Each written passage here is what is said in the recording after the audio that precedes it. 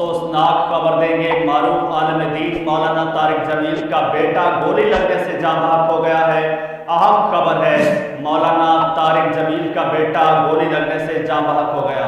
عاصم جمیل کے سینے پر گولی لگی اور تشویشناک حالت میں تلمبہ رورل ہیلتھ سینٹر پہنچایا گیا۔ اسپتال میں عاصم جمیل دم توڑ گیا۔ موت کی وجہ سامنے نہ آ سکی، پولیس کی تفتیش جاری ہے اور تلمبہ میں میرے بیٹے عاصم جمیل کا انتقال ہو گیا ہے، مولانا طارق جمیل نے ٹویٹ کر کے تصدیق کر دی۔ حادثاتی موت نے ماحول کو سوگوار بنا دیا، دعاؤں میں یاد رکھیں، مولانا طارق جمیل نے ٹویٹ میں کہا۔ آئی جی پنجاب ڈاکٹر عثمان انور نے نوٹس لے لیا اور آر پی او ملتان سے رپورٹ طلب کر لی۔ شواہد اور فورنسک رپورٹ کی روشنی میں موت کی وجوہات کا تعین کیا جائے۔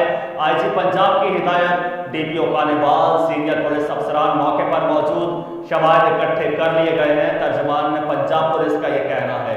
اہم خبر دے رہے ہیں، معروف عالم دین مولانا طارق جمیل کا بیٹا گولی لگنے سے جاں بحق ہو گیا۔ نمائندہ capital T V Ahmad Raza ہمارے ساتھ موجود ہیں۔ احمد رضا، بتائیے گا یہ واقعہ کیسے پیش آیا؟ جی ابھی تھوڑی دیر قبل معروف عالم دین مولانا طارق جمیل صاحب کے بیٹے عاصم جمیل، انہیں شدید زخمی حالت میں رورل ہاسپٹل تلمبہ لایا گیا۔ ان کے سینے پر گولی لگی ہوئی تھی اور وہ انتہائی تشویشناک حالت میں تھے۔ ان کی ہاسپٹل میں ڈیتھ ہو گئی۔ جیسے ہی پولیس کو اس واقعے کا علم ہوا تو انہوں نے علاقے کو گھیرے میں لے لیا ہے۔ پولیس اس کی انویسٹیگیشن کر رہی ہے۔ علاقے کے لوگ بہت بڑی تعداد میں وہاں پر جمع ہیں۔ نوجوان جو عاصم جمیل، ان کی عمر تقریباً 25-26 سال تھی اور ان کی جو موت کی وجہ بتائی جا رہی ہے وہ سینے پر گولی لگی ہوئی ہے۔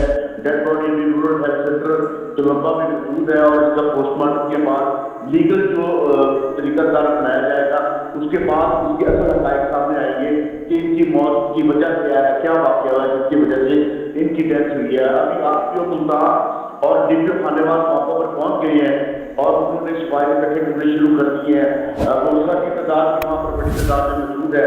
ابھی جیسی اپنا ڈیٹ آتی ہے ہم آپ کو آگاہ کرتے ہیں۔ جی